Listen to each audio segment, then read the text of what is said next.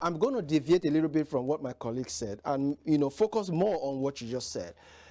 We heard about new ministries being formed by Tinubu. True or false? The blue economy, or what do you call it? No, they were added, not formed. They were added. They were added. Okay, so something like aviation and aerospace. Okay. The waterways and blue sea. Okay. Those are added. They are added. They are not formed. All right. So when we have these ministries added, so to speak. No, removed, scrapped. Scrap means remove. Okay. When you use the word scrapped. Okay. Now let's look at the ministries. They're not being added. Let's look at the ministries now. We're having 45 ministers.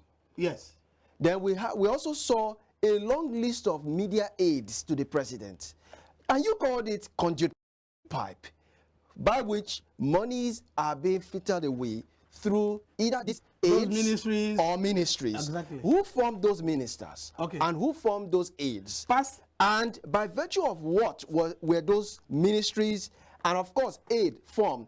If we have to be very sincere about we moving forward, because if Tinubu had to say, let me look into this report, right? And now decide that, okay, some ministries will have to go, while some are absorbed. Does it not mean that a Tinubu administration is moving a step forward by having 45 ministers and 3 steps backward, now having to review those ministries? Thank you. Which is better? Allowing, making 1 step forward and 3 steps backward? I'm coming, sir. I'm coming. You can't be a judge in your case. Which is better? Is it to allow the ministries to continue and monies being spent on them, or to retrieve some of the ministries, subsume them, merge some, relieve some ministers, either shift them to a different place, or relieve them of their duties. Are you responding to the question? I'm coming. Because I'm going to throw back a question to you. I'm coming, sir. Now, having done that, when a president or a leader is sworn into a position, what do? Like I told her, we are too much in a hurry. It's either letting to doing things or getting things. We're not so. You remember, when Buhari came in, it took Buhari good 6 months to select his ministers. We were at the rooftop, you journalists, you were at the rooftop, wanting to bring down the whole Nigeria because Buhari had not been able to approve or select his ministers into so many of these ministries. Who knew what was in his mind then? Either he was taking his time or reviewing certain things that were done by previous administration, PDP. Now, eventually he was forced into doing it, okay? And after it, Tinubu came.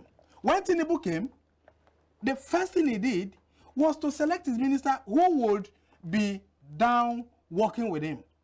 Now, having feel the humongous amount of money being spent on governance, he now felt, okay, let's actually prune down governance structure.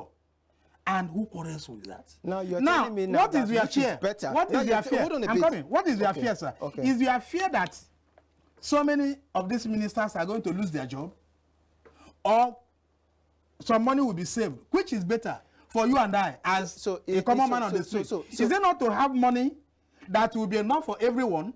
Hold on a bit. Or to give some money to a few individuals? Hold on a bit. It's the same money you're talking about. I'm going to address it.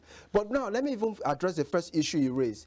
Which is better, saving more money and, of course, letting some ministers go? To you, saving more money. Yes, sir. It means that the Tinubu administration never knew what the cost of governance was, reducing the cost of governance. You can't be there. Hold on a bit. If he knew what reducing or slimming down the cost of governance, he wouldn't have gone in the first place of having that multitude of ministers. Tinubu wasn't a president and now coming before. back, he wasn't a president it doesn't matter. He said he has this ambition 50 years ago that no one should pity him, that he has a hand touch or on the situation of the system. So you can't be defending him right here. Okay, now, can I say something? Now, let me pause a bit. The same money you're talking about that is going to be saved by virtue of ministers who will be shown the way out, and some ministries, subsumed. Yes.